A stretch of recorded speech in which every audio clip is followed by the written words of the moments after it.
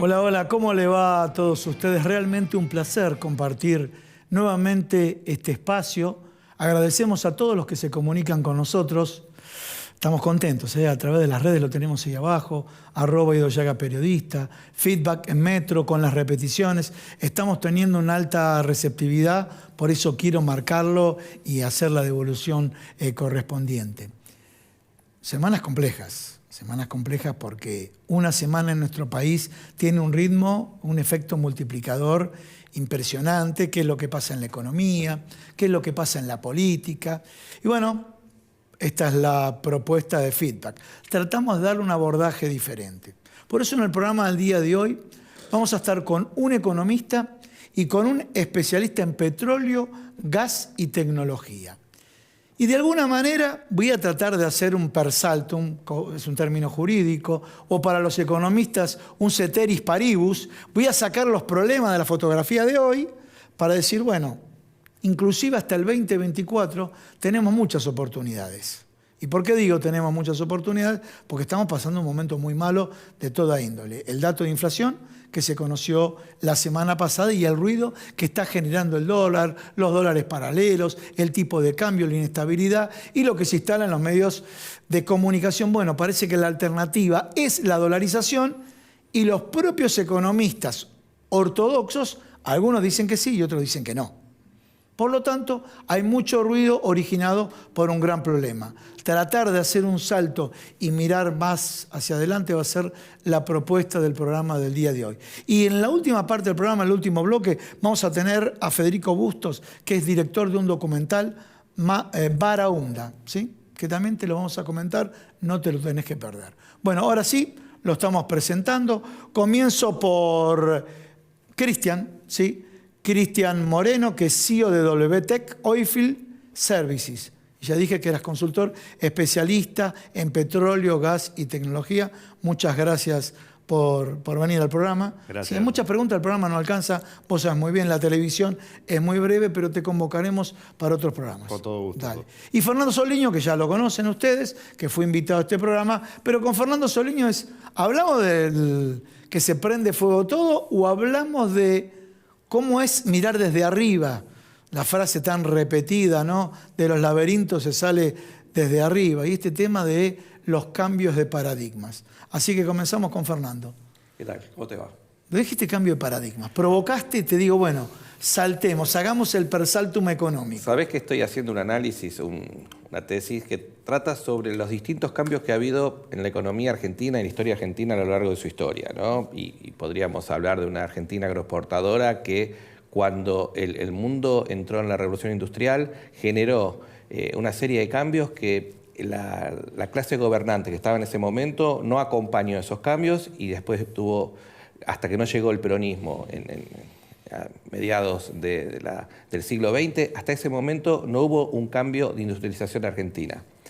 Nosotros vivimos también una financiarización de nuestra economía ya tempranamente en los 70 para desembocar en los 90. Y aquellos políticos que no lograron representar y aquellas clases dirigentes que no lograron representar realmente estos cambios no tuvieron después una propuesta económica en su gobierno que acompañara. Y tuvimos la crisis de la deuda en Alfonsín y tuvimos una serie de crisis circunstanciales que fueron apareciendo. Argentina hoy se encuentra en una situación que podemos decir que es yo lo denomino que estamos en un centralismo radial donde, provocado por la crisis del 2001 en Argentina y la crisis mundial a partir del 2008 de la recesión que vivieron en los grandes mercados, ha habido un centralismo. Hoy el actor más importante de la economía es el Estado Nacional. Sí. O sea, el Estado Nacional y los distintos estados.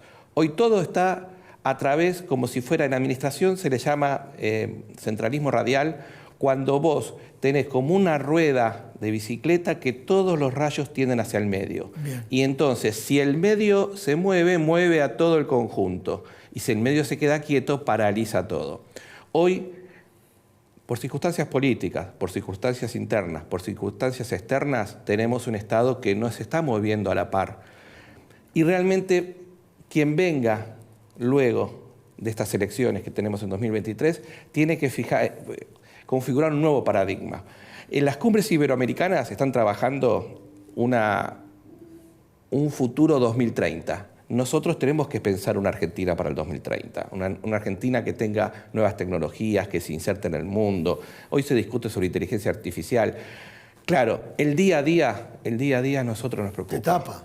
A ver, indicadores de pobreza, te tapa. Los desequilibrios. Indicadores de indigencia, te tapa. La inseguridad, la inflación. La inflación que aquí vos ves distinto, unos dolarizan, otros no. A ver, seamos breves.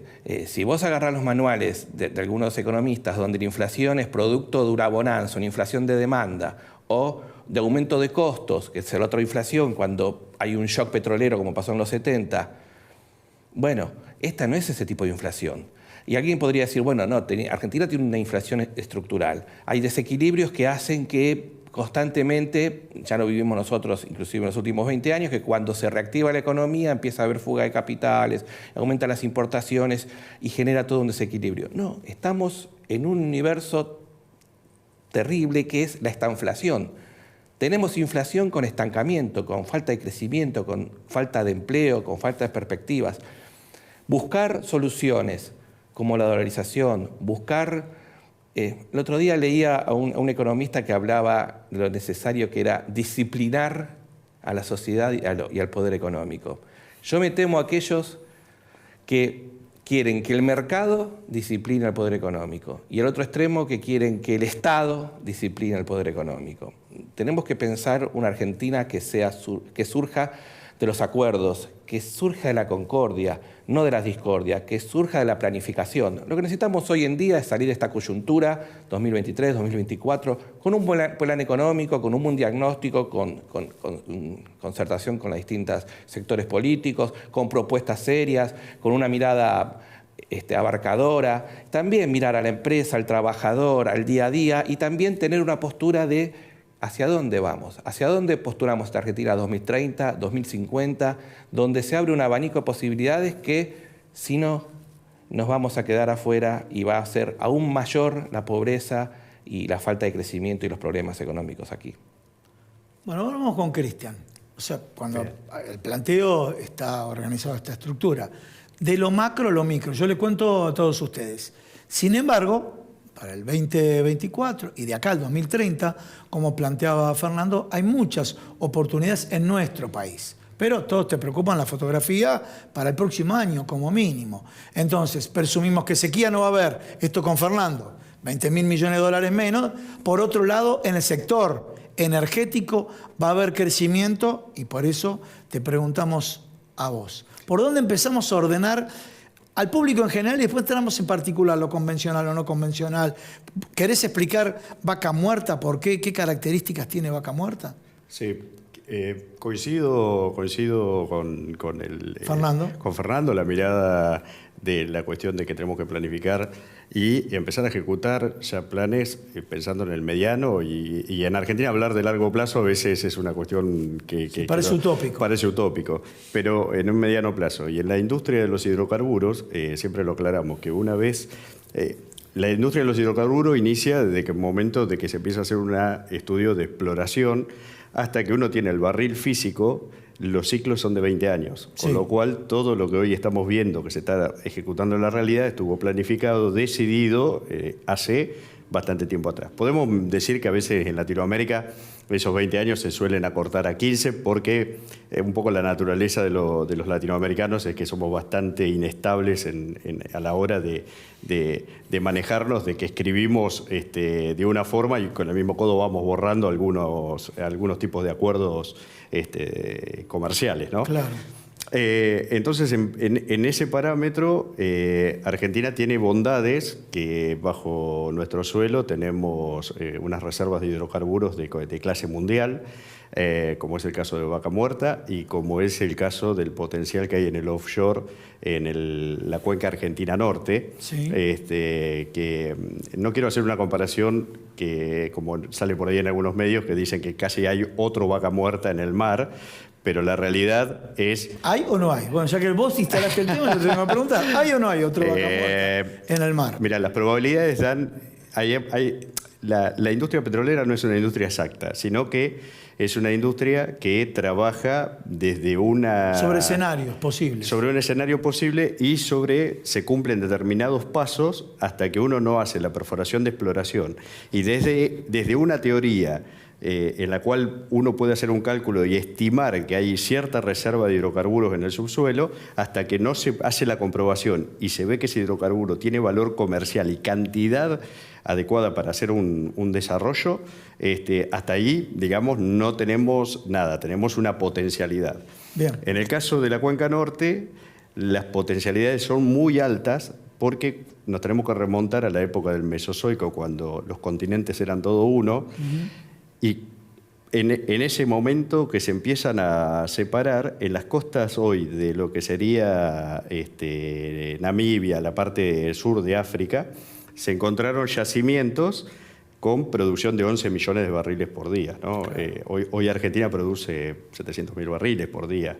Contra 11 millones. Claro, eso en un solo yacimiento. Sí, Entonces sí. la potencialidad que hay... Y eso Y eso en el Mesozoico estaban juntos. Estaban juntos. Entonces ahora, la cuenca nuestra... Muchachos, podemos tener algo de esto. Algo de esto. Bueno, yo te voy a preguntar periodísticamente, por los tiempos televisivos. Bueno, y algo de esto. Dijiste muy bien el proceso de exploración. Perfecto. ¿Sí? Al mar. Después volvemos con Vaca Muerta. ¿Y ese proceso, se está haciendo algo ahora o no? Sí, ¿O quedó en los papeles? No, se está haciendo, estuvo frenado por unas cuestiones, unos amparos que se presentaron por cuestiones medioambientales, unos cruces de intereses, y eso se logró, digamos, resolver.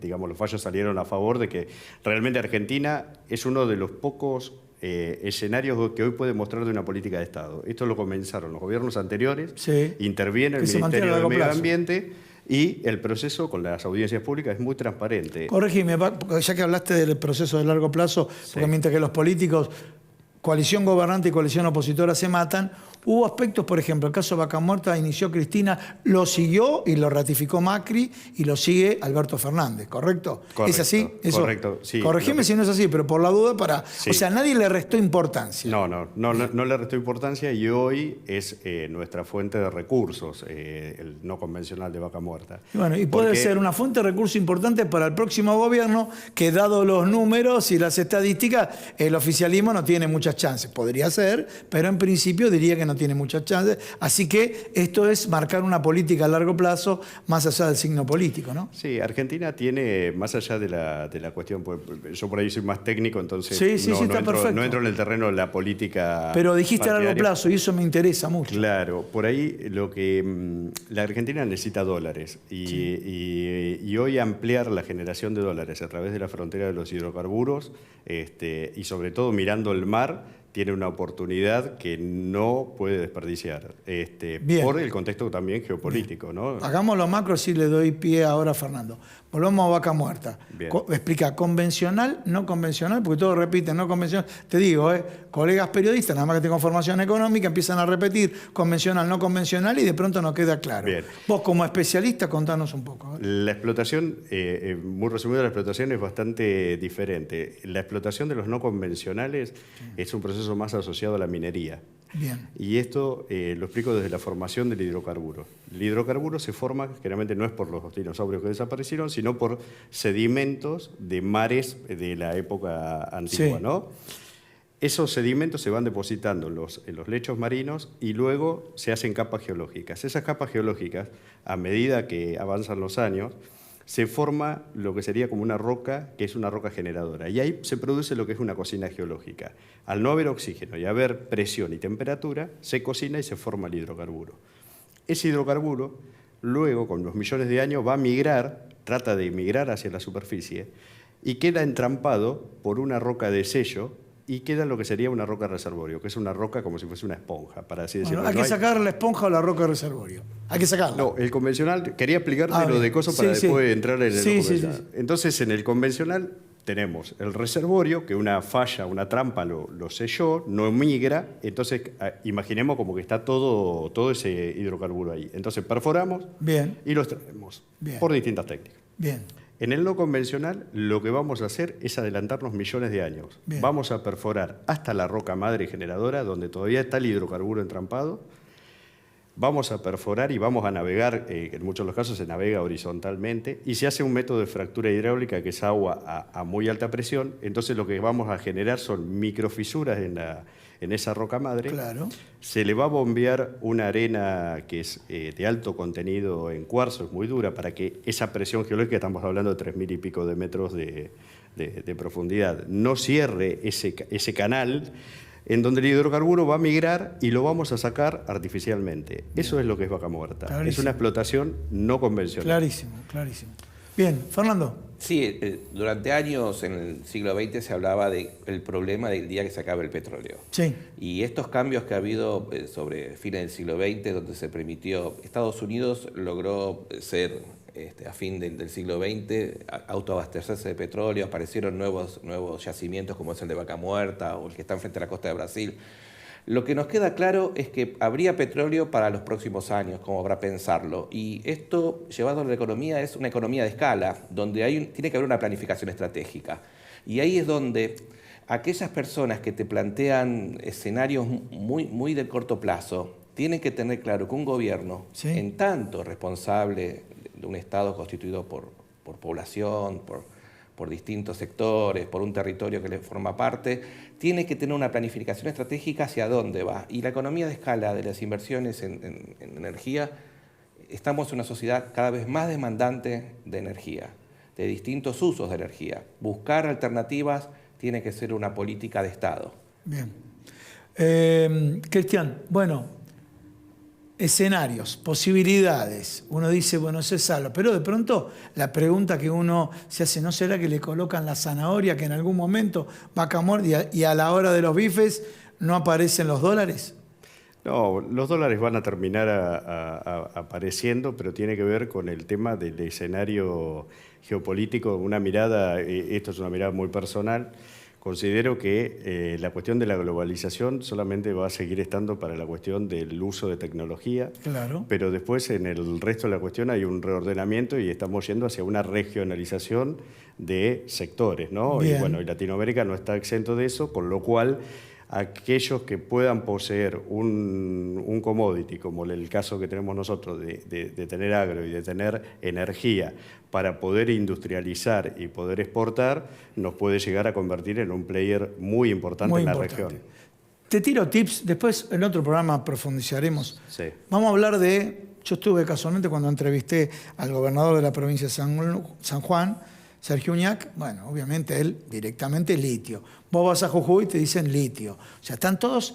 Bueno, contamos un poquito del litio y después vamos al hidrógeno verde y hidrógeno azul. Como características generales para que la gente entienda. La gente entiende lo que es trigo, maíz, soja y girasol. Eso ya lo entiende. Bueno, expliquémosle de estos commodities, bueno, sí, o futuros commodities, ¿no? En cuanto al tema del litio, no estoy con mi equipo muy enfocado en el tema del litio, correcto, pero sí estamos muy enfocados nosotros en lo que es transición energética. Bien. Y tenemos un actor que para nosotros es clave, que es el hidrógeno. Tanto el hidrógeno azul como el hidrógeno verde. ¿Qué es cada uno? El hidrógeno azul es el hidrógeno que se hace, o digamos, nace producto de los procesos industriales de cuando uno está refinando o en un proceso petroquímico, y se hace a través de la captura del hidrógeno del gas metano. Bien. El hidrógeno verde se hace a través de un método de electrólisis de agua con una energía que sea renovable. Claro. Lo que sucede es que nosotros consideramos que el hidrógeno verde va a ser el hidrógeno de transición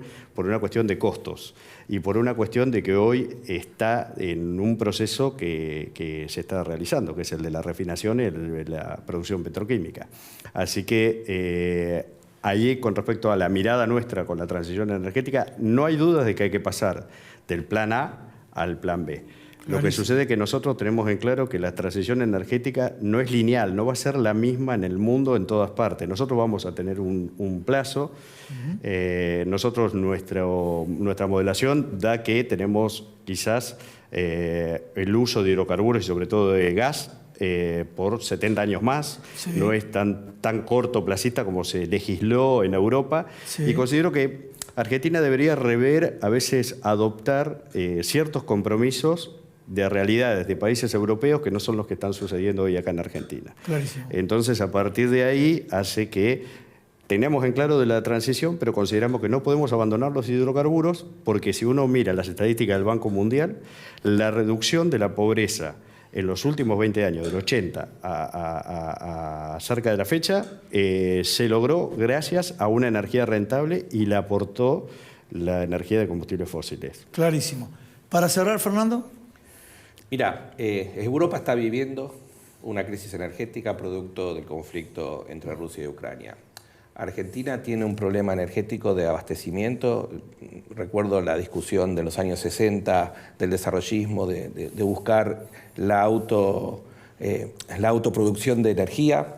Estamos de vuelta en ese escenario. Bien. Nosotros tenemos que plantearnos un escenario donde la Argentina, sin recursos externos, sin dólares, sin reservas, pueda producir su energía. Y estos escenarios que está planteando de ver energías alternativas, de fomentar los hidrocarburos y demás, es un camino muy viable. Muchísimas gracias a ambos. Gracias. Señores, no se vayan, que en instantes vamos a estar con un director de un documental y las características del mismo, no te lo puedes perder.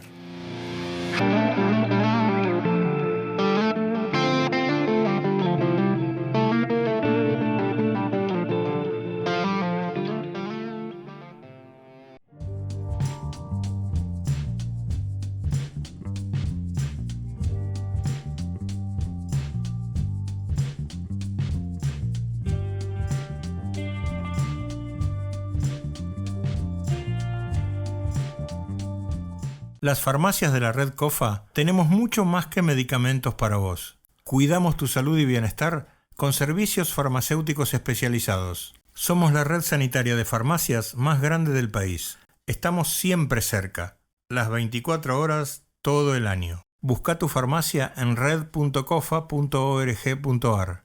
Confederación Farmacéutica Argentina.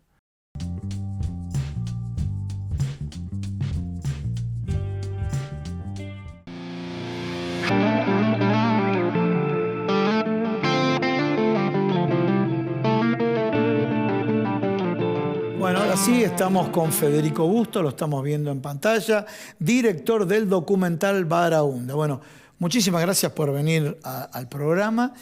Y bueno, primero, joven director de un documental que está relacionado con las patologías que generan 2 centrales termoeléctricas en Escobar, ¿sí? Y bueno, primero tu desafío, ahí estamos viendo, tu desafío de hacer este documental, ¿cómo nació y cómo surgió? ¿Cómo te va?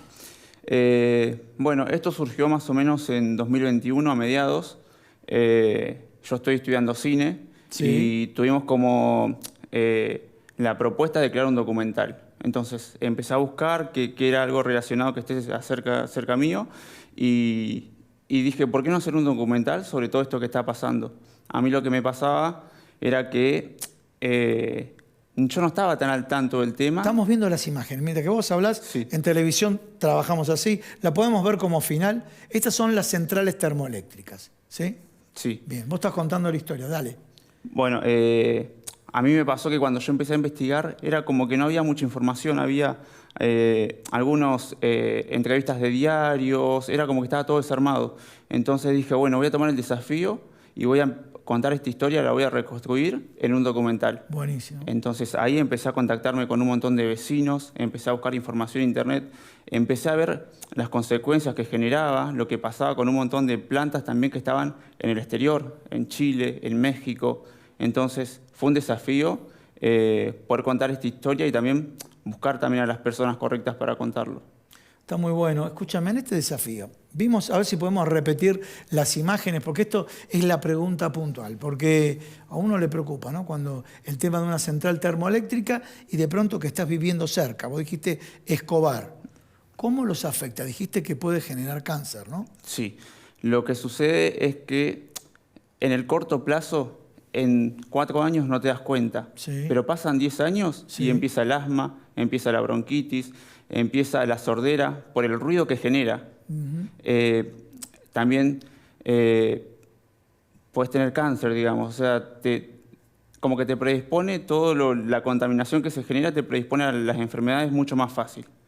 Y también lo que sucede es que te puede generar ceguera, ¿sí? El principio de ceguera. ¿Por qué? Porque emite desechos tóxicos que lo que hacen es caer como una lluvia ácida, y eso con el tiempo ¿Lluvia ácida? Lluvia ácida. En una población que vive ahí. Ahí nomás. Ahí nomás. Hay colegios, hay iglesias, o sea, en este lugar viven 65.000 personas. 65.000 Es un montón. personas. Sí, un tema bastante... ¿Han logrado concientizar? Logramos concientizar y se logró difundir en la sociedad. Era lo que queríamos, porque lo que pasaba al reclamo de los vecinos no pasaba de una publicación de Facebook. Entonces lo que queríamos era que se haga algo masivo. Claro. Entonces a partir de esto pudimos llegar a toda la población, digamos, de Escobar, y también pudimos llegar a distintos festivales que se dieron a conocer. Y el año pasado logramos sacar una planta. Bien.